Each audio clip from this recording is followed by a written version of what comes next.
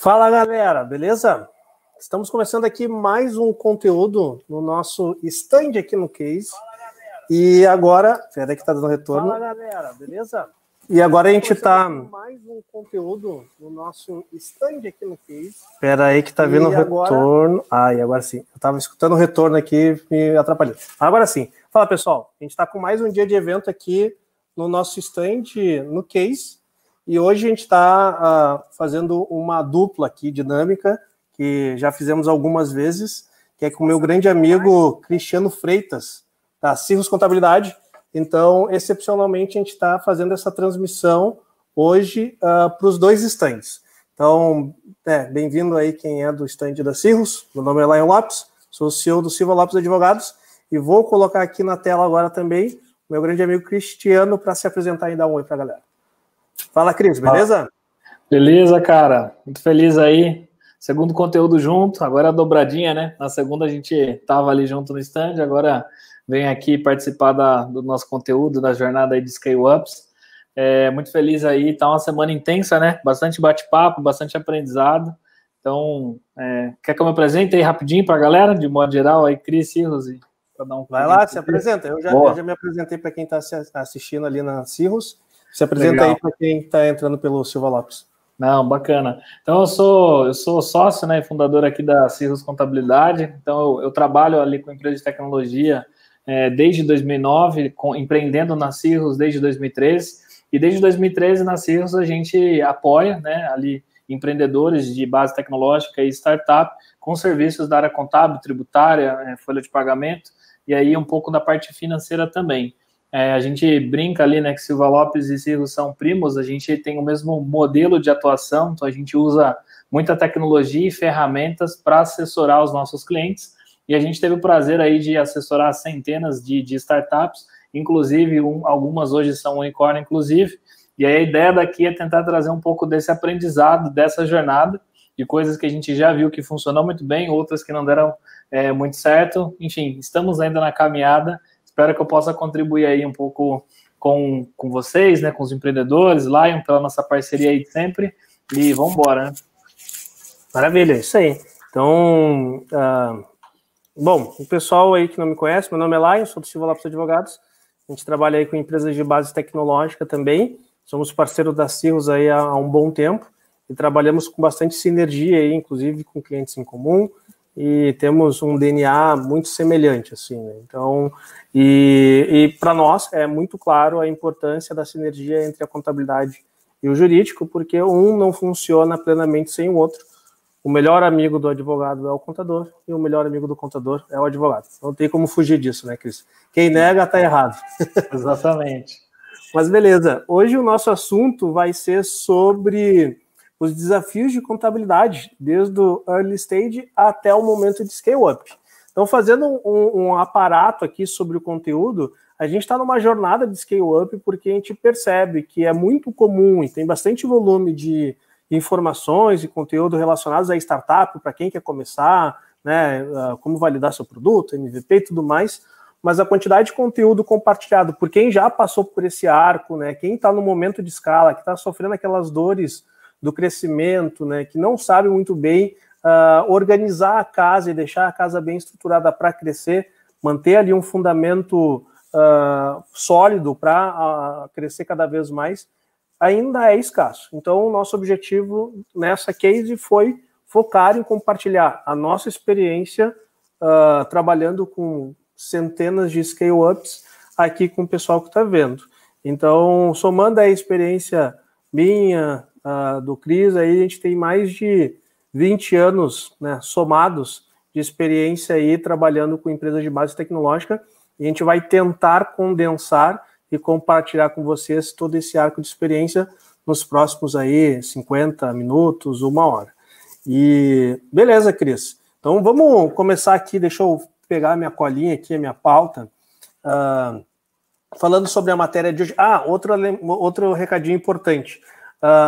O pessoal da Cirrus está fazendo vai fazer um sorteio no stand deles, então corre lá no stand para verificar, e a gente vai fazer também um sorteio na sexta-feira de um livro, onde eu sou coautor, lá no dia que a gente for ter uma palestra sobre LGPD. Então, participem aí dos dois eventos, porque... Cris, fala um pouco mais aí do que vocês vão sortear aí. Legal. Cara, a gente rodei ali o chapéu, né? Peguei 2 livros ali autografados, né? Um do Thales, né? Do Nada Easy, então ele autografou ali pra gente, outro do Alfredo Soares. E a gente tá sorteando ele aí, um deles ali por dia, né? E na sexta-feira também a gente vai ter um sorteio ali especial pra galera. Então, basicamente é estar ativo, né? Ali no chat durante o horário de sorteio. Depois eu vou pedir com o pessoal que hora que vai acontecer nos próximos dias, aí eu compartilho aqui também com a galera. Mas basicamente é estar lá presente no chat na hora, porque é como funciona ali a ferramenta no case, né? Exato. Então, também a gente vai ter na sexta-feira, nesse mesmo horário, 17 horas, tem conteúdo hoje, amanhã e sexta-feira. Dá uma pulinha na Cirrus, dá um pulinho aqui, deixa a vantagem de tu ter evento online que tu pode deixar 2 abas abertas. Então, vai um fonezinho no stand, o outro fone no outro, e vai acompanhando os 2 conteúdos aí, participando dos sorteios. Mas vamos ao assunto de hoje, né, Cris? Hoje o nosso assunto, como eu falei, é os desafios aí de contabilidade, desde o early stage até o scale up, e eu vão mandando as suas perguntas. Quem está assistindo no YouTube, pode mandar pelo YouTube, manda seu oi aí no YouTube também. Quem está assistindo direto no stand do Silva Lopes ou da Cirrus, manda lá, que a gente está com um staff que vai pegar essas perguntas, vai mandar para a gente vai responder aqui ao final, beleza? Então, interajam aí, aproveitem que vocês vão ter uma mentoria aí contábil nos próximos 50 minutos aí, totalmente free. Então, vamos lá. Cristiano, para a gente começar a conversa, muito se fala sobre controle financeiro e controle contábil.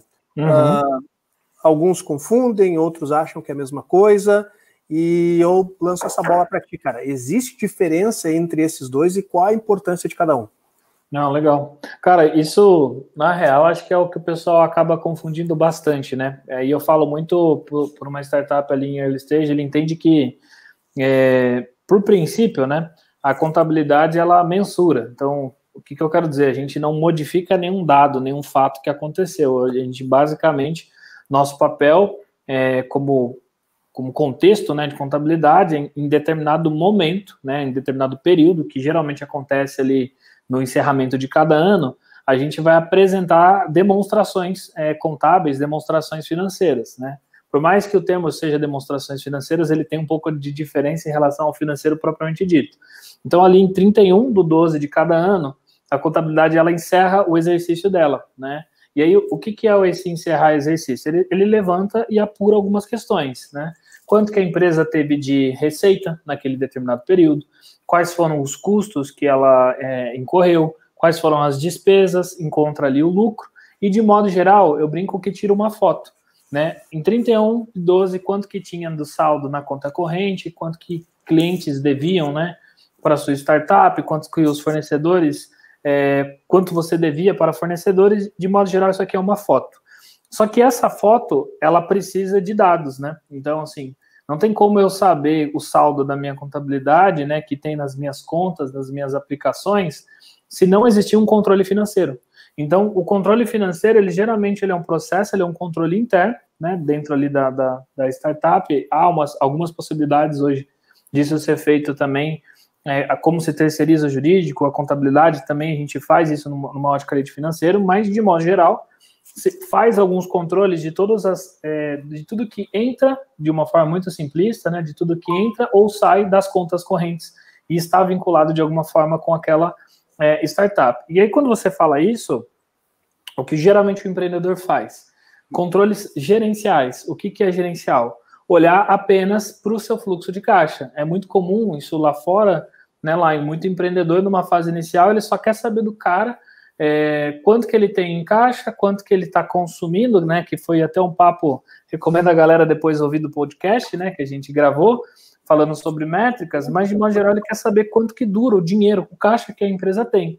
E muito empreendedor se direciona apenas por isso. Mas o que a contabilidade faz? Ela olha para cada fato, para cada transação. Então, comprei um computador ele é um ativo, né? Paguei um desenvolvedor. Putz, esse desenvolvedor pode ser uma despesa, pode ser um ativo intangível. E assim sucessivamente. Então, A contabilidade, ela basicamente depende de controles e processos que são realizados em outras áreas. Quase 70% desses controles estão na área financeira. Então, quem controla todo o fluxo ali de dia a dia daquela startup. Uma parte vem da parte de pessoal, né, de RH, um pouco da parte jurídica também, mas quase todo o volume de dados passa ali pelo financeiro. E a partir dali, constrói-se os relatórios contábeis. Então, respondendo à pergunta, contabilidade e finanças são coisas diferentes, mas tanto um quanto o outro usa a mesma base de dados, né? Tem um princípio contábil até muito simples, que quando você olha para o financeiro, eu estou olhando para a caixa, né? É entrada e saída de recursos. Quando eu estou olhando para a contabilidade, eu estou olhando para econômico, né? Traduzindo isso. Vendi, prestei um serviço. Hoje, na contabilidade, eu vou reconhecer que houve uma receita. Do ponto de vista financeiro, só reconheço isso quando efetivamente o dinheiro cai na conta, que pode ser no mês seguinte, dali 3 meses ou dali 6 meses. Então, os princípios, a base é a mesma, mas quando que uma informação vem para um relatório ou para o outro, vai depender desse princípio que diferencia caixa, então olhando para entrada e saída efetivo, e competência quando algo ocorre. E é isso que norteia a contabilidade e controles ali de financeiro de modo geral. Não há contabilidade bem feita sem um controle financeiro organizado. Ele é reflexo da organização e dos processos que são adotados, né? O que geralmente a gente acaba fazendo, né, só para fazer o gancho, geralmente olha para o balanço de uma empresa, ele está errado. A primeira pergunta que a gente faz é como que estão os processos lá? E aí o onboarding, né, de um novo cliente aqui na Cirrus, a gente entende por onde ele faz o controle de fluxo de caixa, qual ferramenta que ele usa, como ele emite nota, como que ele controla os gastos que ele tem. Porque organizando aqui, eu consigo garantir que os processos demonstrativos eles saiam minimamente estruturados, né? E é bem comum, né, Cris, no meio, assim, eventualmente o controle financeiro e o controle contábil, não é que eles não batem, mas eles trazem informações de forma diferente. Vou dar um exemplo prático. É comum, por exemplo, que grande parte da remuneração de alguns sócios de uma startup, de uma scale-up, seja feita através de distribuição de lucros. Porque, eventualmente, não é tributado, né? O pagamento de imposto, o imposto de renda já é recolhido na fonte ali pela própria prestação de serviço da PJ, né? Vai ter alguns recolhimentos somente quando for para o Prolabore, então se faz essa divisão, tu vai receber um Prolabore mensal X, mas a grande parte da tua remuneração é através da distribuição de lucros. E é comum que no controle financeiro se coloque isso como uma despesa para controle financeiro, mas no controle contábil isso não entra como despesa, isso entra como lucro, né?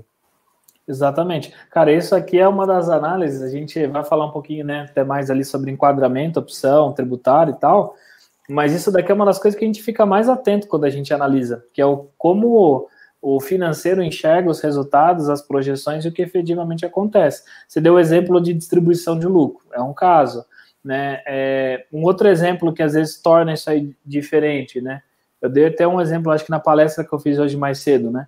Às vezes o cara contrata desenvolvedor de software como PJ. Então, no controle financeiro vai estar apontada aquela despesa de desenvolvimento. Mas o documento, a nota desse cara, imagina que ela vem lá com uma apoio administrativo. Vai que, hipoteticamente, isso aconteça, né? Na contabilidade, você vai olhar para o registro da transação, né? Do que você tem ali no documento. Então, aí você tem um PJ financeiro, desenvolvimento. Na contabilidade, um serviço de apoio administrativo. Você fala, essas coisas não se casam.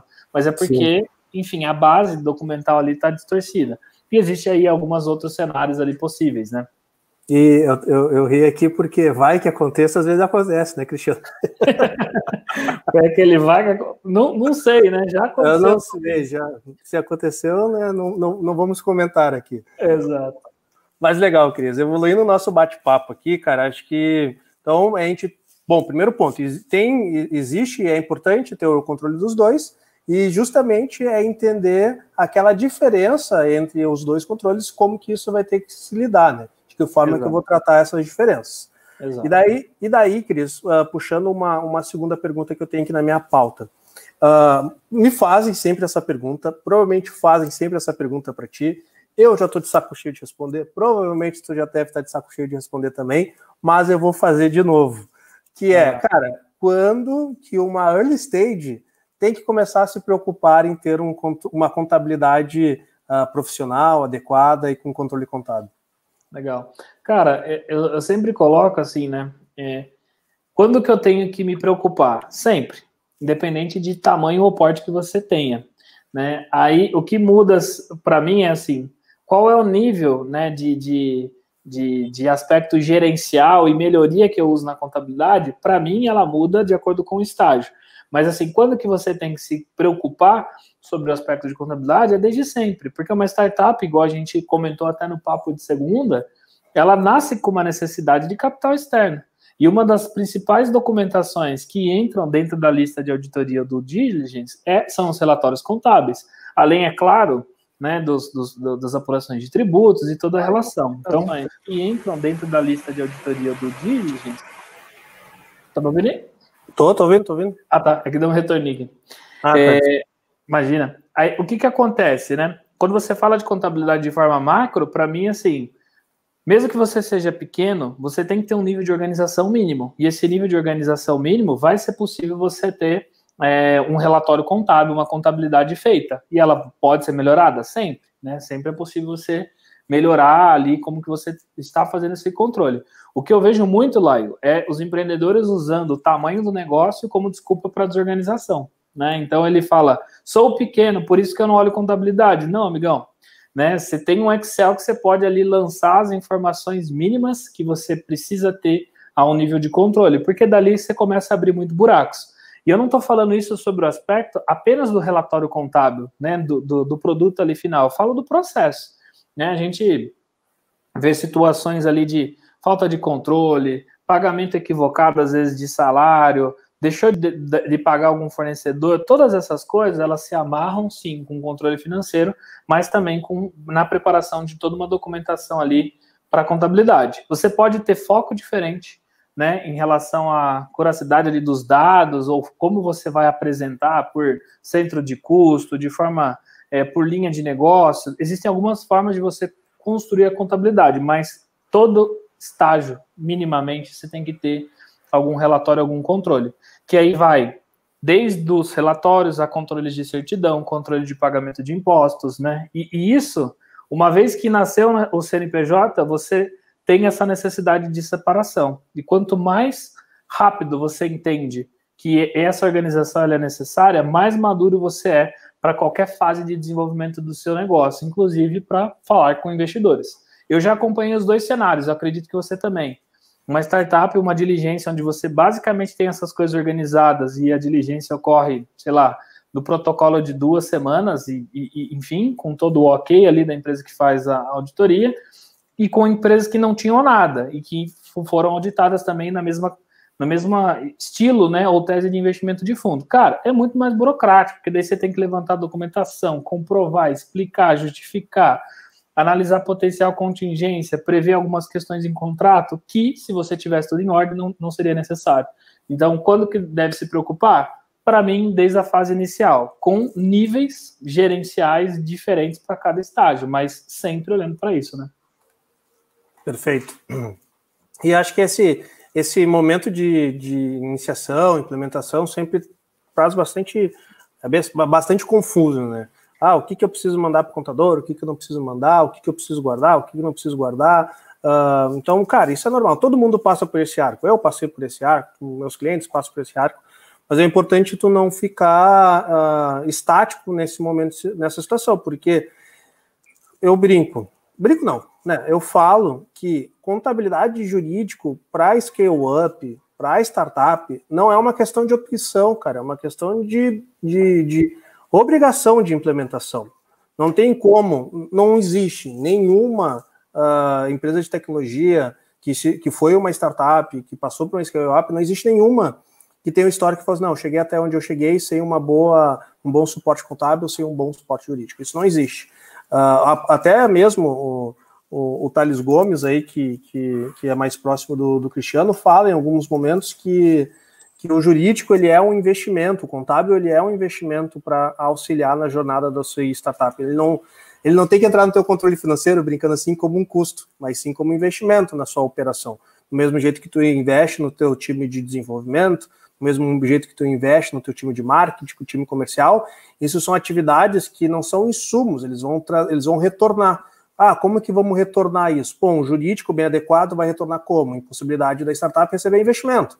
Uma contabilidade muito bem adequada vai retornar como? Bom, eu tendo o meu enquadramento correto, pagando meus tributos corretos, logicamente, tu pagando os tributos de forma correta, tu vai pagar um tributo menor, não significa que tu vai pagar menos tributo, porque é mais barato tu pagar correto do que tu pagar errado. Então, mas eu posso pagar errado e num curto momento pagar menos, mas isso é por um curto momento. Isso se cai num auto de infração de Receita Federal, tu vai acabar pagando mais caro depois. Então, entra, vamos dizer assim, dentro do teu controle financeiro, brincando, tá? Não façam isso, mas de uma forma simbólica, entra como investimento aí no teu controle gerencial aí financeiro. Você literalmente está querendo ativar a gente, né? Tu tratar como ativo ali. Exatamente. E lá, só completando esse aqui, até um exemplo recente, cara, quando a gente fala de cuidar, não significa que você vai ter os números ou você vai adotar os melhores procedimentos para cada linha, mas você vai saber. Eu tive um cliente recente que passou por um processo de diligência e antes de vir o relatório, a gente já sabia os pontos que seriam mencionados, porque estava na mesa, né? Claro, isso é importantíssimo, cara. É importante tu ter contingência. Tu só tem contingência se tu conhece o passivo. O passivo oculto tu não tem contingência, ele é uma surpresa para ti. Então, assim, toda empresa vai ter passivo, toda empresa. Seja tributário, seja legal, seja contábil, isso, cara, é impossível tu não ter passivo, tá? Impossível. É inerente à atividade empresarial. Mas como o Cris falou, é importantíssimo que tu tenha conhecimento, porque tu já sabe.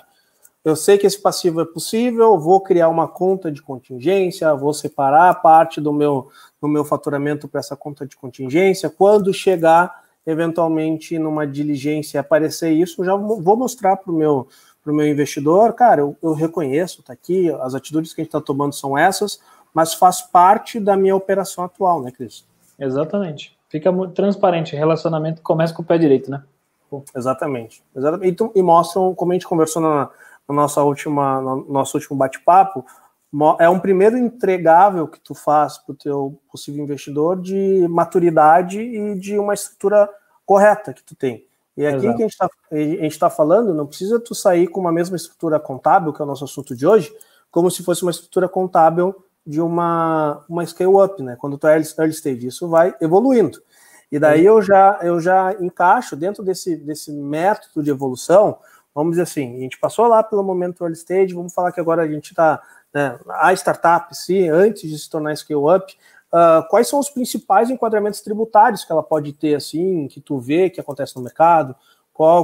Algumas sugestões, claro, né? Sugestões aqui de uma forma muito ampla. Para ter uma sugestão, tem que fazer uma análise aqui de forma macro, assim, quais são os principais bullet points, assim, que tu vê nos diferentes tipos de enquadramentos tributários que a gente tem hoje, Cris? Legal.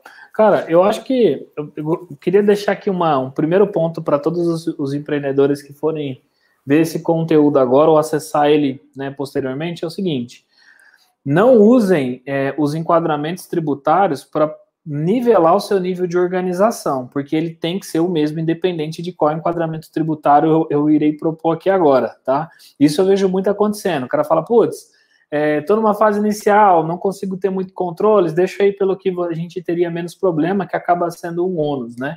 Então, só para explicar um pouco desse de enquadramento, que não tem como a gente falar de contabilidade sem a gente falar de tributo, e isso reflete na organização, no processo como um todo aqui no Brasil, de forma muito simplista, é dividido alguns poderes aqui, né? Então, a gente, de modo geral, quando você começa a empreender, você vai se relacionar com alguns entes ali diferentes, né? Que, de modo simplista, prefeitura, estado e união. E aí, os tributos, eles vão ser recolhidos de acordo com o propósito ali, né? Com o objeto social da sua empresa. Então, se você prestar serviço, naturalmente, você vai se relacionar diretamente com a prefeitura, que cobra os tributos sobre prestação de serviço, e com a União, que cobra os tributos de modo geral da União. Se eu for uma startup que trabalha com produto, vendo produto, ou trabalho com hardware, o que quer que seja, você pode se relacionar com o Estado, que cobra o imposto sobre a venda do produto, e os tributos da União. Eu brinco que a União aqui, ela nunca perde a parte dela, né? Então, ou você paga para esse mais União, ou também você paga para a Prefeitura, para o Estado e para a União, a depender de qual é a sua atividade. É o maior sócio de todas as empresas, né? Isso é um levantamento, Cris, claro, de conta de padeiro, né? Uhum. Bem de conta de padeiro. Mas, e agora que a gente vai chegar num viés muito delicado. Mas, cara, vamos lá. Eu não sou libertário, só para deixar claro também. Uhum. Mas, vamos lá. Há questões fáticas e o Cris conhece muito melhor disso do que eu. Mas hoje, a União, né? O ente federativo, o Brasil como ente federativo, a União, ela é uma das principais sócias de qualquer empresa do Brasil. Aí, em torno de 20%, 30% é o teu sócio no teu faturamento, em impostos acumulados, vai para a União, e ela também é sócia dos seus funcionários. Porque no Brasil a gente tem uma questão chamada oneração de folha, que isso é uma das coisas que eu mais brigo, que é um atraso para o Brasil, a oneração de folha. Então o fisco, ele é sócio da tua empresa e ele é sócio dos teus funcionários. Então, mas acho que isso é pauta para uma outra conversa. Né? Para uma outra discussão. Mas é exatamente isso. Então, assim, você vai empreender, cara, você vai se relacionar com o fisco brasileiro. Então, o ponto que a gente falou de organização, né, é para você conseguir ter um bom relacionamento com todas essas esferas e tá muito claro como isso tudo funciona. E aí você tem que vestir uma camisa. Eu gosto de falar que, beleza, então se eu tenho que me relacionar, né, com esses entes, então Prefeitura, Estado e União, como que eu me relaciono sobre o aspecto de tributo? Aí surge o que a gente chamou aqui de enquadramento tributário. Imagine que você puxa ali um livrinho de regras e você fala, vou pagar imposto para vocês, mas eu vou seguir esse livrinho aqui, essa pré-definição de como se paga tributo. De uma forma simplista, né, para a galera entender. Então, você puxou a regra do jogo, manual do Simples Nacional. Quero brincar com esse manual aqui. Aí, a primeira página, ele vai falar quem pode, basicamente. Pode para uma microempresa, para uma empresa de pequeno porte. Então, ele já dá uma cortada aqui em relação a tamanho. Então, que é empresas aí com faturamento anual até 4,8 milhões. Tem uma divisão entre ME e EPP, mas aqui está um limite. Corte 1. Mas espera, se você tiver sócio, pessoa jurídica, sócio estrangeiro e algumas outras regras ali societárias, você também não pode. Então, passa um outro safão, outra linha ali de corte, você não pode também se você usar aquele manual. E aí, uma terceira, ele fala, espera, mas tem algumas atividades aqui que eu também não quero, você não pode ter, né? Bancos comerciais, instituições financeiras, e aí, por aí vai. Então, primeira coisa, você olha essa regra, né, de quem pode participar em cima daquele jogo, daquele manual, daquela camisa que você vai vestir. Então, o Simples Nacional é uma delas. Putz, não me enquadrei. Você joga para o lado e puxa a próxima. Lucro presumido. E o lucro presumido também segue alguns critérios. Da mesma forma, algumas atividades não pode. Então, ele vai falar, olha, se você tiver essa atividade aqui, não permito que você jogue a partir dessas regras. E também ele faz um corte em faturamento. Então, 78 milhões, você tem que faturar até 78 milhões. Se você faturar mais que isso, infelizmente, você vai ter que ir para a última regrinha ali do jogo, o último manual, você descarta o presumido, puxa o lucro real, e aí ele fala, aqui, meu filho, seja obrigatório ou se você quiser. Então, se você tem o tamanho de uma ME ou EPP, você pode puxar essa regra, vestir essa camisa e pagar tributos dessa forma. Se você fatura mais de 78, obrigatoriamente você tem que estar ali. Então, eu brinco que a única regime tributário realmente que é optativo para o empreendedor é o lucro real, porque todos os outros seguem algumas tabelas, né, de poder ou não participar. É complexo esse assunto, você sabe que só ele a gente falaria aqui uma hora e meia, né, e por aí vai, mas o que voga é como os tributos eles vão ser pagos em cada um desses enquadramentos. E aí é muito importante entender um conceito, né, juridicamente a gente fala isso sobre regra de incidência, né, na parte tributária, sobre o que incide esses tributos, para em cima disso você criar um planejamento. De modo simplista, alguns impostos são pagos sobre a renda de uma empresa é a lucratividade, é o lucro que ela gera, e outros impostos são pagos sobre operações de venda ou prestação de serviço. De modo simplista, faturamento. No Simples Nacional, ele junta aqueles entes, prefeitura, estado e município, gruda todos esses caras e te joga numa alíquota única. Só que o Simples Nacional ele não é tão simples, depois vocês podem pesquisar e ver, porque ele segue 2 princípios. De acordo com a atividade que você tem, você paga o imposto, e ele vai sendo progressivo. Conforme aumenta o seu faturamento, a sua receita dos últimos 12 meses, maior é a alíquota de imposto que você paga. O lucro presumido e o lucro real, eles são 2 regras onde os tributos eles vão ser pagos de forma separada. E aí você tem que analisar exatamente esse contexto. Parte deles vai incidir sobre receita, parte deles vai incidir sobre o lucro. Lucro presumido, presume lucro. Por isso que o nome é esse, né? A Receita tem uma tabela, ele fala, olha, você é uma empresa de licenciamento, né? Para mim, entra como serviço, eu presumo que qualquer nota que você emita, você vai ter 32% de lucro. E alguns impostos vão pagar sobre esse lucro.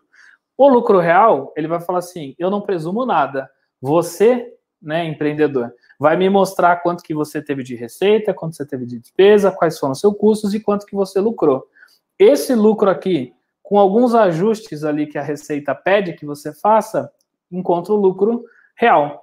É daí que sai a terminologia, né, a definição desses regimes tributários. Então, o imposto que incide sobre o lucro, ora pode ser presumido nesse regime, ora pode ser sobre o lucro apurado.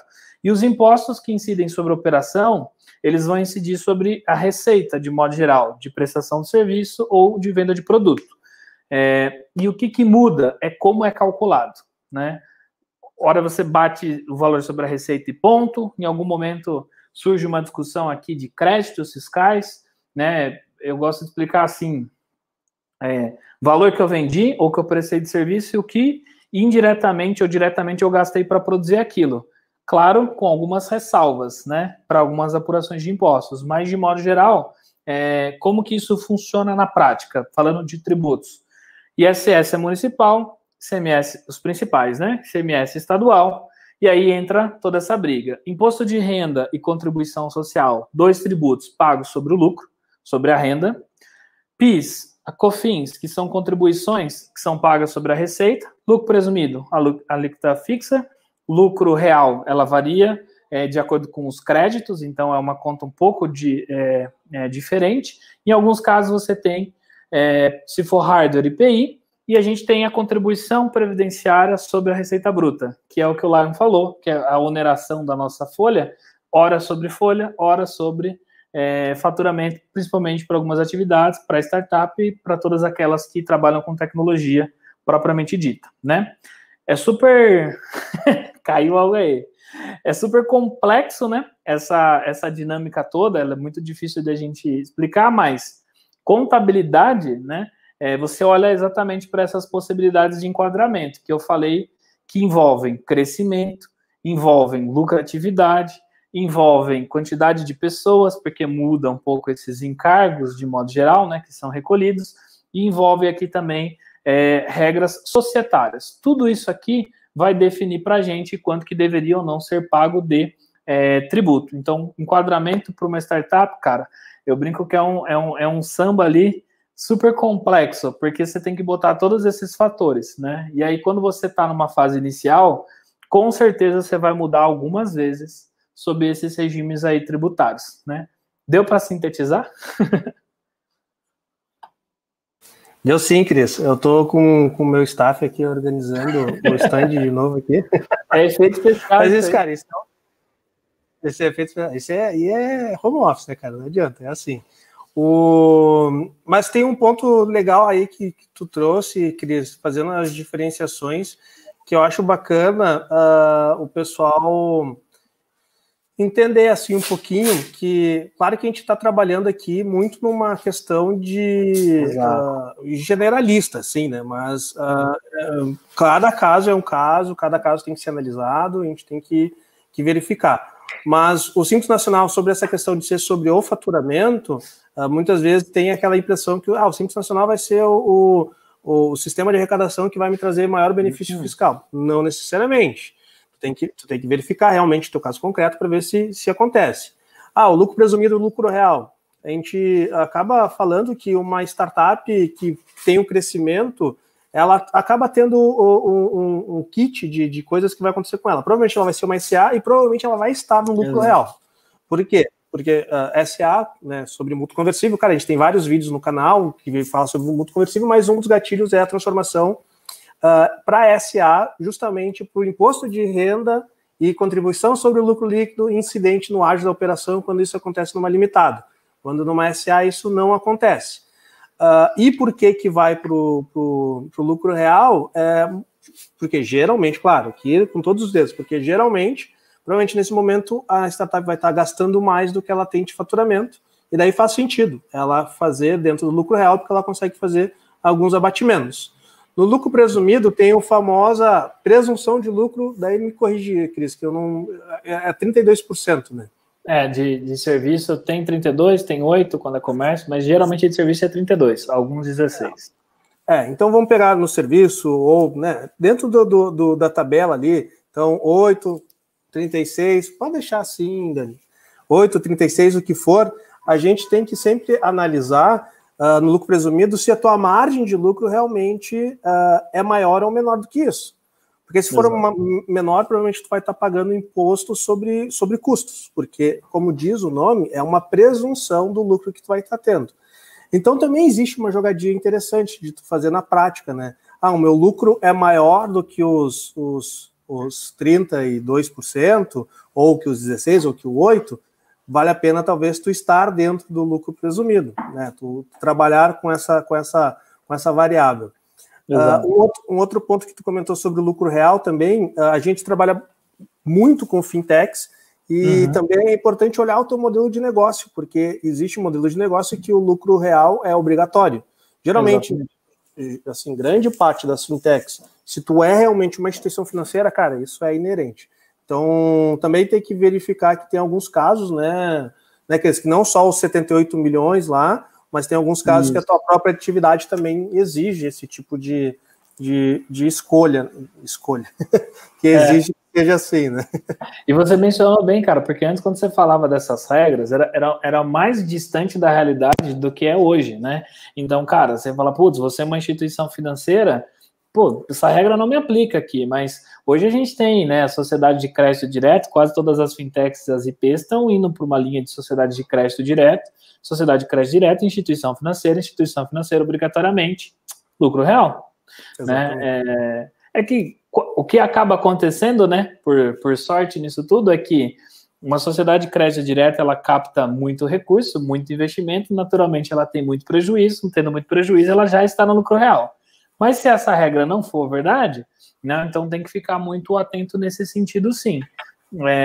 E é só completando, ontem, né, a gente fez um papo lá trazendo alguns hacks práticos para a galera entender que a dinâmica de, assim, tome cuidado com o que os empreendedores geralmente falam, o simples é melhor, é mais barato. Cara, não. Se você pegar aqui licenciamento de tecnologia, ele cai no anexo do simples, que você faturar mais de 400 mil no ano, você está lá pagando quase 18% de imposto sobre a receita.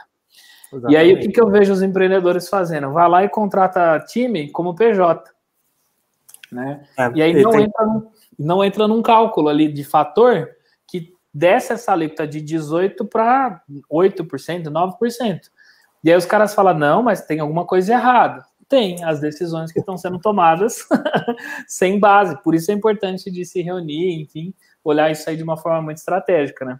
Sempre tem o cara que fala, não, mas eu tenho um amigo que fatura licenciamento de desenvolvimento como suporte e paga lá no anexo tal, que acho que, sei lá, nem lembro como vai, acho que vai para 5%, uma coisa assim, e ele faz isso e nunca deu problema. Sim, nunca deu problema até que dá, eu sempre falo. Nunca dá problema até que vai dar uma hora, entendeu? Porque, cara, em questão de entendimento, é claro, os entendimentos sobre isso, a Receita Federal, cara, é o maior, o principal supercomputador da América Latina é da Receita Federal.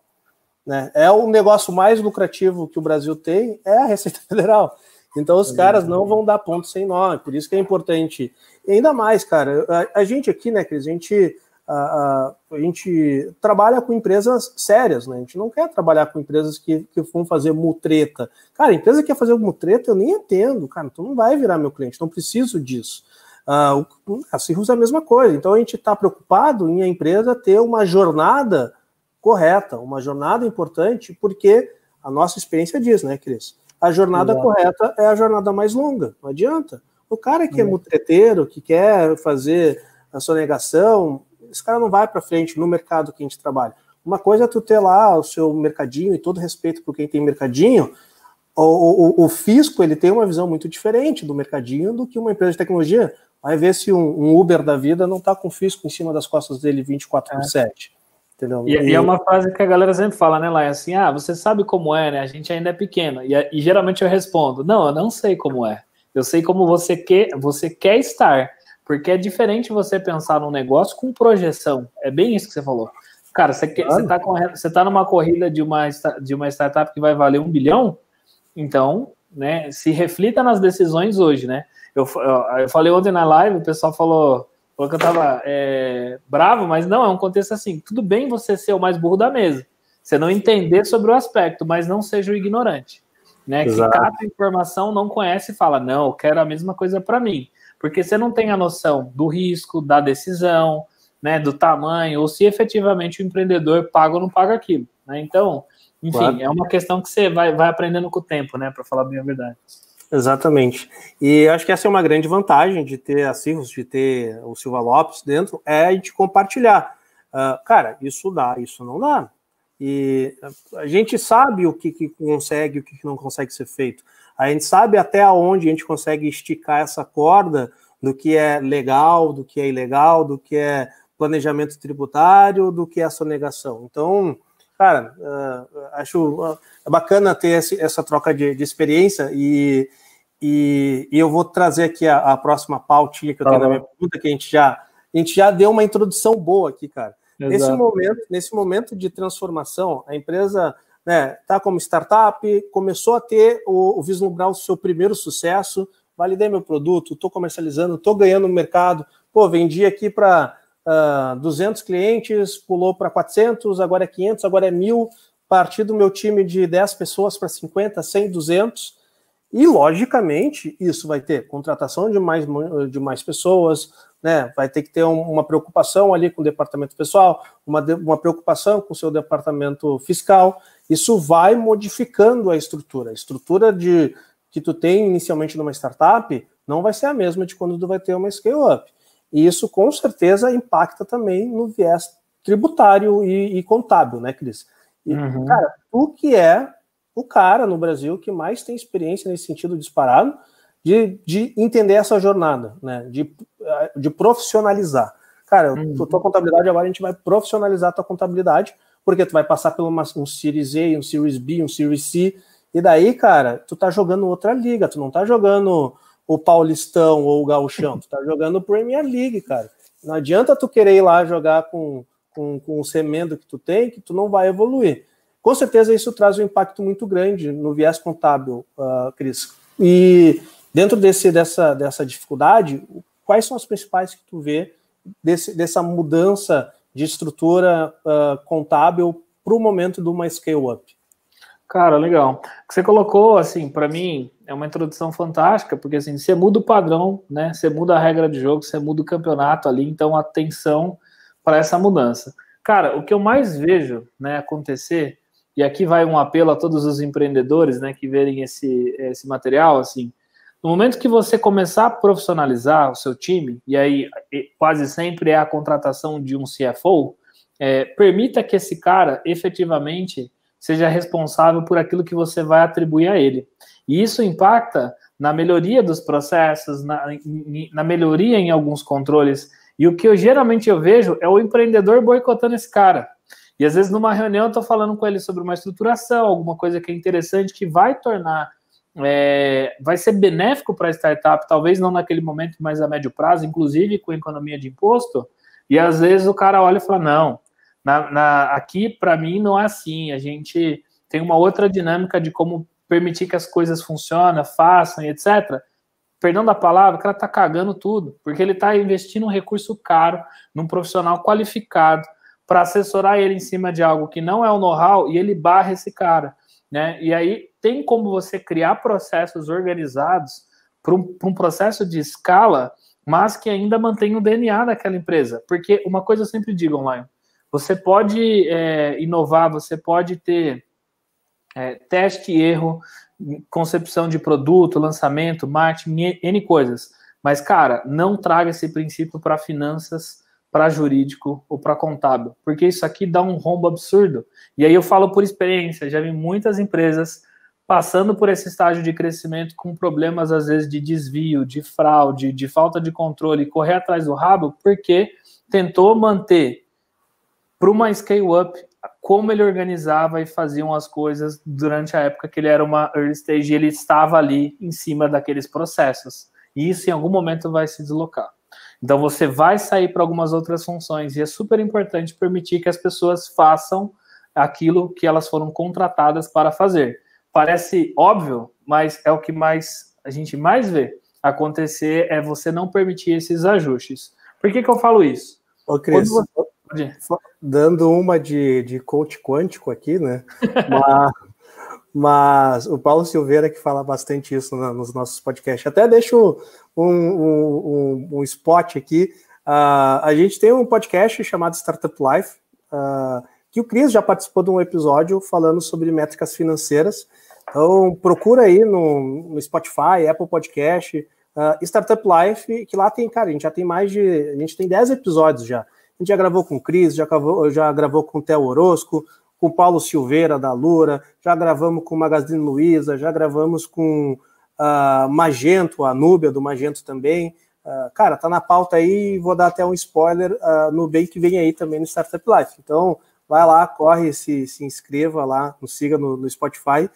Mas, finalizando o spot, voltando a falar sobre coach quântico, é aquela velha máxima, né?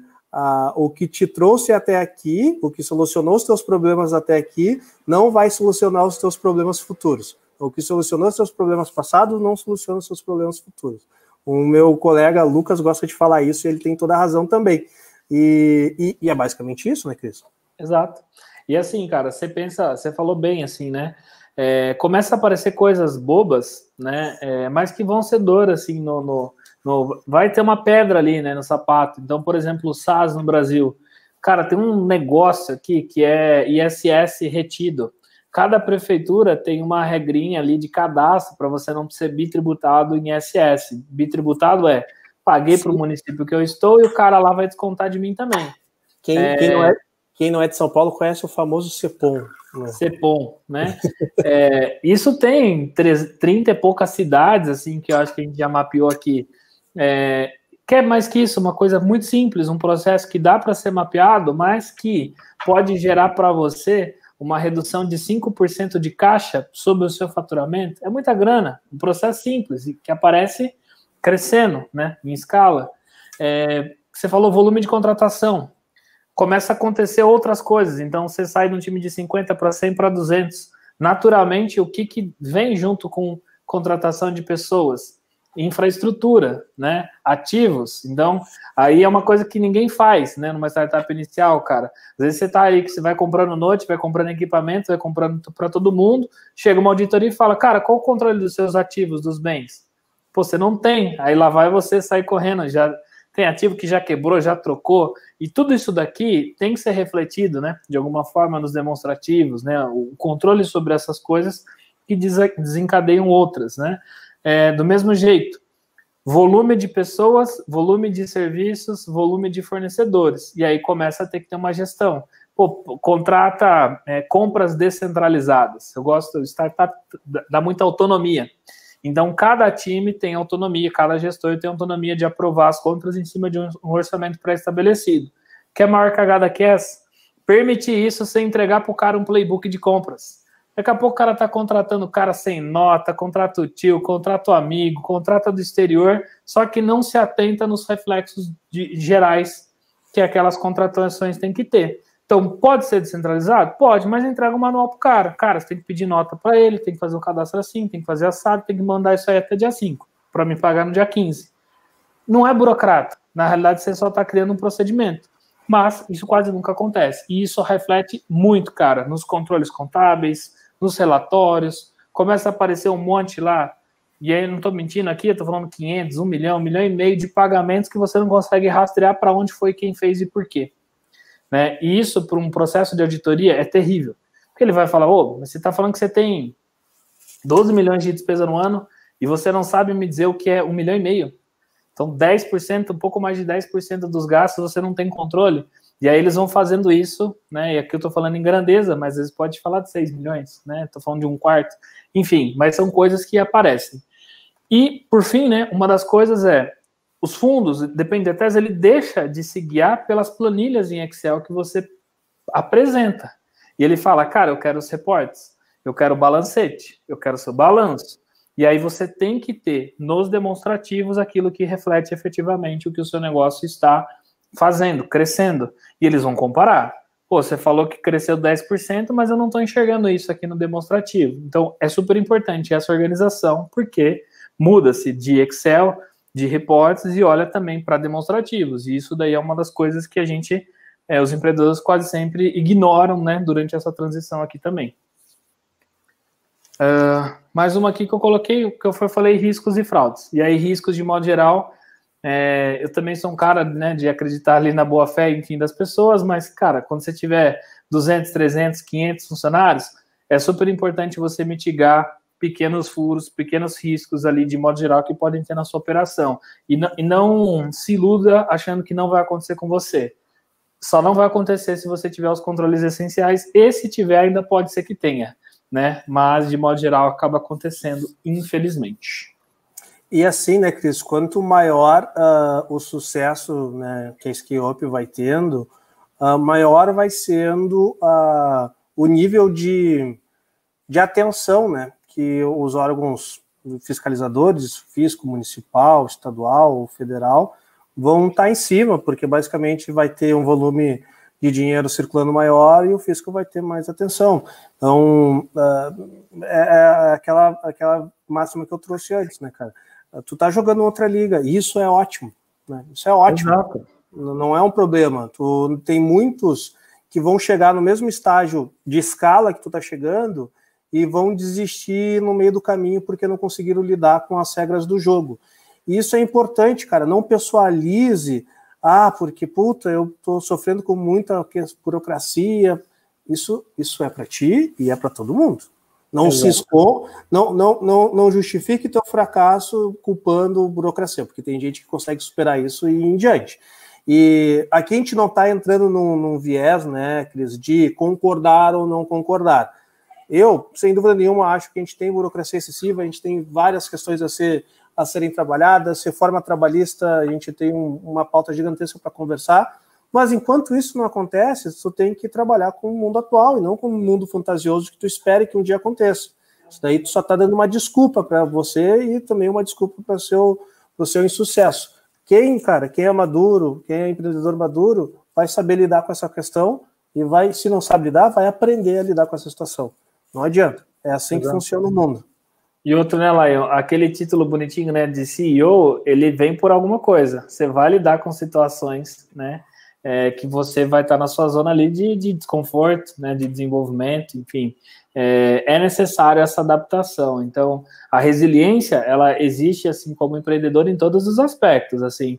Cara, para mim, eu tiro o chapéu para qualquer empreendedor que decide empreender no Brasil, porque todo jogo ali tá todo mundo junto correndo contra, mas, cara, não vamos nos vitimar, assim, né, vitimizar, assim. É importante tomar o controle e ação, porque tá todo mundo no mesmo barco. Se você se espelha, né, putz, eu olho num unicórnio, quero chegar lá, cara, entenda, esse cara passou por esse processo também. Então, não é seu, né, é de todos. Né? Exato. E eu vou fazer um lembrete aqui, até para a gente trazer na pauta. A gente está com uma enquete, pessoal, aqui no nosso stand, no Silva Lopes, que responda ali, que eu vou trazer depois o resultado da enquete para o Cris comentar. Mas, basicamente, a enquete pergunta qual é o desafio qual desafio contábil é o mais difícil para você? Entender as métricas contábeis ou definir a sua estratégia tributária? Então, corre e responde ali, que depois eu vou trazer o resultado para o Cris para ele comentar. Cris, evoluindo aqui no nosso bate-papo, eu queria fazer uma pergunta para ti. Do mesmo jeito que a gente pensou lá no início em enquadramento tributário para uma startup, para quem está começando e tudo mais, com certeza no momento de scale-up é o momento talvez de tu revisitar isso, né? Sim, sim. Eu acho que cada estágio ali, cara, você tem que... voltando rapidinho, o enquadramento, você pode mudar ele anualmente, né? Tirando todas aquelas regras de exceções, poder ou não poder, mas de modo geral você faz essas mudanças ali, não anualmente é a regra geral, ou quando ocorre algum evento, que é o caso que o Lion citou, você tem um compromisso de se transformar em SA numa conversão de mútuo, isso ocorre no meio do ano e você é uma empresa do Simples. Naturalmente, você não pode permanecer, e durante aquele exercício você vai ter que migrar para algum outro desses regimes. De uma forma assim bem simplista, e o Cris vai ficar bravo comigo agora, porque eu estou simplificando bastante mesmo, mas assim, em regra geral, tu pode sempre mudar para cima, mas nunca mudar para baixo. Então, se tu tá no Simples, tu pode sair para um lucro presumido para um lucro real. Se tu tá no lucro presumido, eventualmente tu pode ir para um lucro real, mas tu nunca pode retroagir. Mas claro, né, isso aqui de uma forma muito simplificada, assim. É que geralmente você olha para cima, para os regimes, porque você está evoluindo, né? Então, se você tiver que olhar para baixo, alguma merda deu, né? Exatamente. Voltar de regime. Mas, cara, quando você for virar scale-up, não tem como. Você tem que colocar ali, sentar ali com advogado, sentar com o contador, replanejar, reorganizar as coisas, porque provavelmente você pode encontrar uma melhora ali, enquadramento tributário. Tirando todas as variáveis ali da mesa, né, igual a gente fala que não é uma recomendação, mas é um ponto do que geralmente vale. Então, quando você está numa fase ali de scale-up, você está absorvendo alguns prejuízos, né, naturalmente você tem que estar crescendo, você captou rodada de investimento para isso, o lucro real tende a ser, parênteses, né, analise, né, não siga como regra, o melhor enquadramento tributário para você. Por quê? Você vai estar com prejuízo, seu negócio está crescendo, você vai ter às vezes você pode ter mais gastos, né? Insumos, você traz, né, um tamanho de negócio que ainda não necessariamente está proporcional à receita ou faturamento que você tem. E todo esse conjunto aqui de tributos, quase sempre para uma empresa de lucro real, scale up, um lucro real ele é melhor. Até mesmo porque tecnologia não tem muita diferença em alguns tributos que incidem sobre a receita quando você é lucro presumido ou lucro real. Isso faz com que você se olhe muito mais para os tributos que incidem sobre o lucro, que está ali o grande segredo, tá? E aí, isso aqui acho que é um ponto macro ali de recomendação, parta desse pressuposto, mas o que o Lion comentou logo aqui no início tem que ser muito estudado. Se o que é efetivamente... do ponto de vista tributário e contábil, também é registrado como despesa, que aí entraria distribuições de lucros, alguns gastos, provisões, enfim, tem algumas coisas que tem que entrar ali nessa sopa de letrinhas, mas, de modo geral, é uma das recomendações ali principais para scale-ups. Perfeito, Cristiano. Agora, partindo um pouco de interação com o pessoal, a gente teve algumas perguntas enviadas ali, e eu vou trazer primeiro o resultado da enquete para ti, tá? A gente teve um resultado onde, lembrando, qual é o desafio contábil mais difícil para você? 25% respondeu que é entender as métricas contábeis e 75% respondeu definir suas estratégias tributárias. E aí, o que tu acha sobre isso? Eu esperaria essa resposta mesmo, hein? Vou falar para você que a parte tributária é o grande pedra ali no calcanhar, né? A pedra ali no sapato de todo mundo, porque são muitas variáveis, né? Até o regime mais simples é complexo. Então, não tem como. Você tem que sentar, você tem que planejar, você tem que debater, porque assim, não dá tempo da gente discorrer, mas ele vai numa variável de melhor enquadramento de atividade, como a sua startup se comunica, porque ele dá reflexo e efetivamente em qual enquadramento tributário que você dá, que reflete no seu serviço e sobre o que recai a tributação. Mas, de fato, cara, assim, a gente começou agora, já em outubro, fazer as análises tributárias dos nossos clientes para o ano de 2021, porque naturalmente todo mundo quer entender se está legal, mudou o cenário aqui do ano, deixa eu ver qual é o melhor enquadramento, e para todo empreendedor ainda que não começou, levanta a mão, né, ativamente propõe, inclusive, né, não seja só reativo, né, porque isso é o interesse seu também, né, de buscar essa otimização. Perfeito. Indo para as perguntas aqui, Cris, tem uma pergunta aqui, capciosa e um pouquinho talvez, vamos dizer assim, te colocar na fogueira aí, mas eu vou perguntar mesmo assim, tá? Vou confiar em ti. Tem aqui, ó. Cris, o cashback está muito em voga para scale-ups. É tributável? Quais cuidados precisa ter desse modelo muito usado por scales? Vambora, né? A perguntinha aqui não tem um sim certo, mas... Por isso que eu falei, é capciosa, mas vamos...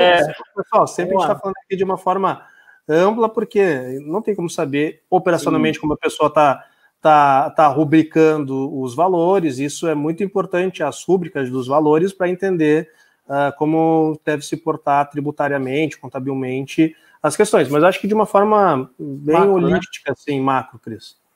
Cara, você tem duas linhas ali de análise disso. Você é a empresa que concede o cashback ou você é a empresa que se remunera com cashback. Acho que são duas vertentes ali, dois olhares ali diferentes, né? Naturalmente, a empresa que gera receita com o cashback, que é o programa, que é a empresa que gera a retenção, fidelidade, o que quer que seja, ele tem um enquadramento, ele tem uma tributação e aquilo ali vai recair para ele de alguma forma como receita operacional. Vou traduzir esse negócio todo. Então, se eu sou uma empresa que utiliza o serviço de alguém que faz essa gestão de cashback, provavelmente você tem um acordo contratual onde ela vai cobrar um valor para poder fazer toda essa gestão e seria a receita operacional dela, atrelado a algum rebate, algum valor que você devolve ali, de modo geral, sobre a transação que ocorre.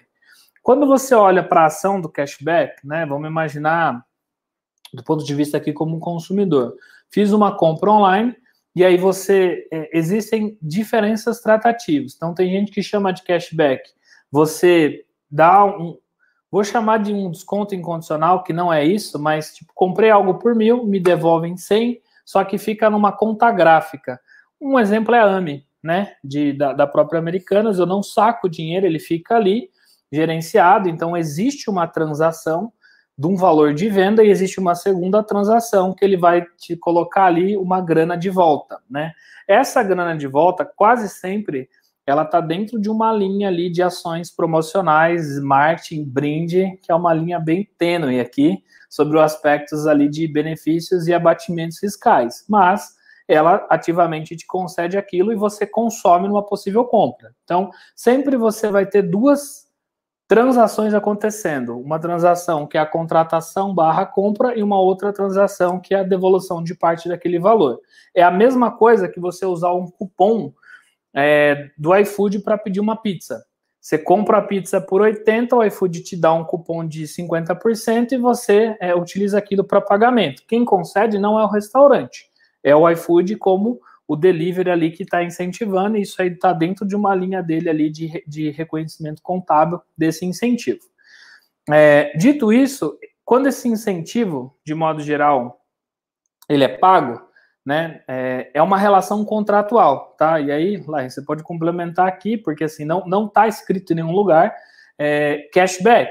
É uma relação contratual entre dois estabelecimentos, aquele que oferta, e você como consumidor, que recebe talvez um terceiro ali, que é a plataforma que intermedia. Quando você recebe isso aí, é uma grana que cai em conta. E aí você, tipo, recebi uma grana na minha conta. Naturalmente, ela não é uma grana proveniente de trabalho. Então, ela não tem a incidência ali de encargos que estão referentes a trabalho, entre eles INSS, porque não foi uma atividade laboral. Mas aquela grana é renda, né? Ela caiu na minha grana, caiu na minha conta ali, um recurso, eu recebi aquilo de alguma forma ali proveniente como renda. Se você acumular um montante disso, que acaba acontecendo também tirando o cashback, mas afiliado, né, e outras dinâmicas, quando você bate renda, você está falando de tributação sobre renda, imposto de renda, tabela ali progressiva, né? Então, quando você pergunta, putz, deveria ter incidência? Para mim, eu coloco isso em 2 pontos.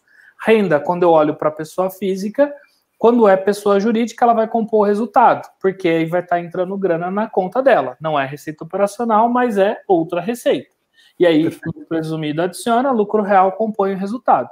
De forma macro, sem analisar contratos, contexto, modelo e como, colocaria isso aí como 2 pontos ali principais. Perfeito. E até porque isso traz bastante confusão para a galera e até para quem começou a entender o cashback depois, assim, né? No Brasil, vamos dizer assim, quem começou e deu grande volume isso foi o pessoal da Melius, e daí outras empresas começaram a ir atrás, mas como que os caras fazem isso? E daí eu falei no início ali, depende de como tu rubrica os valores. Os valores são rubricados através de vinculações contratuais. Isso sempre vai acontecer, como o Cris falou. Se isso é renda, se não é, se é uma receita operacional, se não é uma receita operacional. Mas, basicamente, assim, em grande parte, como surgiu contratualmente esses modelos de cashback, para a empresa que dar o cashback, ela era muito como uma política de incentivo à compra, né? Então, ela negociava lá com... vamos botar lá, Silva Lopes, dou cashback para todo mundo que compra no meu marketplace com Silva Lopes. E daí eu vou lá e falo, se tu contratar a Cirrus, o valor lá é 10 mil reais da consultoria, eu vou te dar cashback de R$1.000. O que acontece, na verdade? Eu tinha um acordo comercial com a Cirrus que fala, cara, eu tenho uma comissão sobre o que eu gerar de venda para ti, e basicamente a plataforma divide essa comissão junto com quem está comprando. Por isso que entra como receita, no final das contas, para a pessoa física. E para mim entra, eu que estou fazendo isso, esse valor que eu recebi de comissionamento para entrar como faturamento, vou pagar os impostos sobre isso e tudo mais. Exatamente. Mas também, aqui de uma forma bem simplificada. Cris, a gente já estourou o nosso horário aqui, mas eu quero trazer uma última conversa contigo que mandou assim: olá, Cristiano. A adoção de livros razão de blockchain tem se confirmado como tendência? Cara, com certeza. Na realidade, eu fiz uma palestra falando sobre blockchain, né, tecnologia, né, de modo geral, numa universidade, e aí Legal. O cara falou assim, eu lembro que a pergunta que eu recebi foi assim, o que você está me dizendo é que nos próximos anos tudo aquilo que eu aprendi do conceito de partidas dobradas em contabilidade não vai ter mais sentido? E a minha resposta foi sim, exatamente. Eu acho que, porque no geral, o blockchain ele viabiliza que o que é o livro razão, né? Explicando para a galera, é um livro de transações, que eu vou rastreando isso.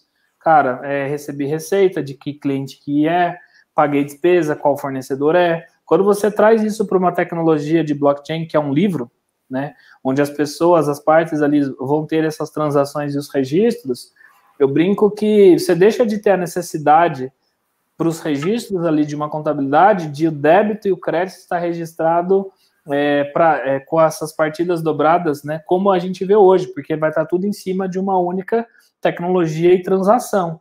Então, o que sair do meu banco vai ser registrado na transação de uma forma muito direta com a outra parte relacionada ali comigo.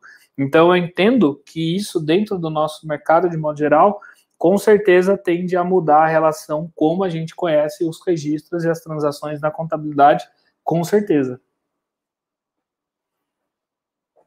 Legal, bom, tecnologia blockchain eu vejo que para a parte contábil, cartorária, vai trazer um impacto grande, assim, para o jurídico também, acho que é sensacional. E é legal ver que na prática isso já está começando a acontecer já, né? Exatamente. Eu brinco, né, Laine, que é como se, só para não estender tanto, porque também é um assunto legal ali, né, de se debater, é a mesma coisa que muitas fintechs fazem, né, de você manter as pessoas dentro do ecossistema dela mesmo, né? Então, é você fazer aquelas contas gráficas das transações, assim, quando você viabiliza isso por meio de uma tecnologia, eu falei aqui da parte de registros, mas é a mesma coisa. Imagine o sistema de nota fiscal eletrônica dentro de uma tecnologia de blockchain, onde as chaves são compartilhadas com as pessoas interessadas. Então, tipo, se eu emito, eu permito que o Lion, como contratante ali, tenha acesso a essa informação, inclusive delegando para terceiros. Muda muito a relação, inclusive, como a gente tem aí de produtos no mercado nesse sentido, mas isso vai sobre esse aspecto, sobre o aspecto ali de contratação, tudo que tem relações de modo geral, né?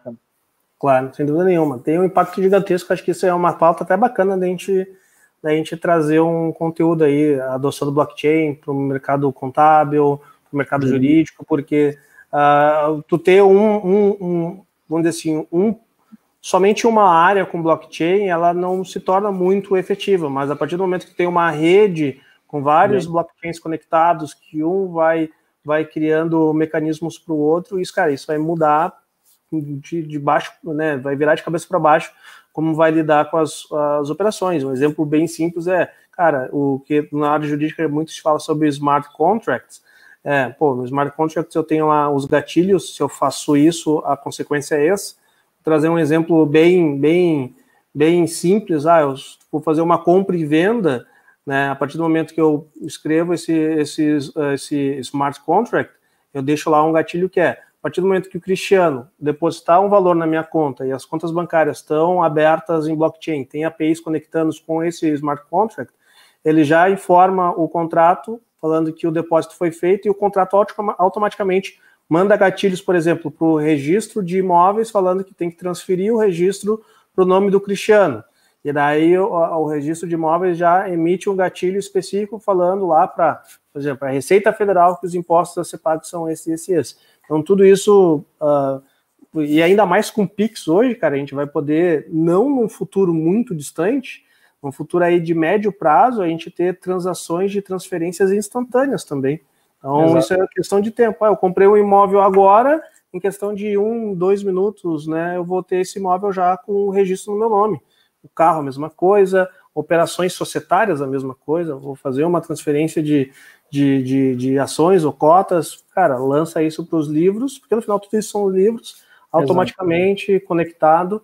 Então, assim, individualmente isso por si só não funcionaria tão bem, mas quando a gente tiver uma rede de blockchain conectada, cara, daí eu e o Cris não vamos mais trabalhar com papel, a gente vai programar aí qualquer coisa aí em blockchain. Exato. Já comecei o meu curso, né?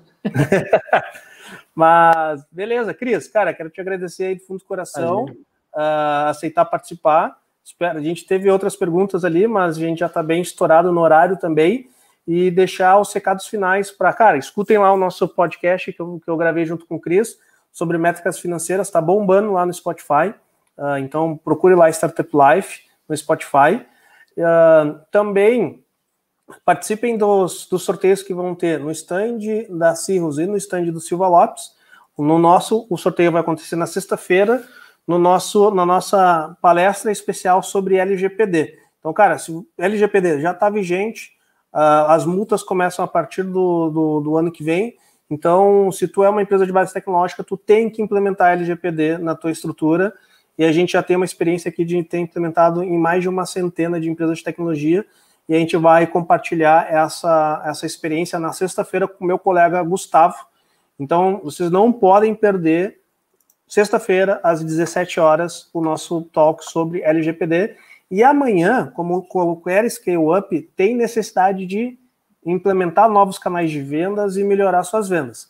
Amanhã a gente vai estar falando com uma galera muito legal, que está, cara, bagunçando aí, uma scale-up fantástica do Rio Grande do Sul, que é a SweetShare, tem uma plataforma que gera um canal de venda para o WhatsApp.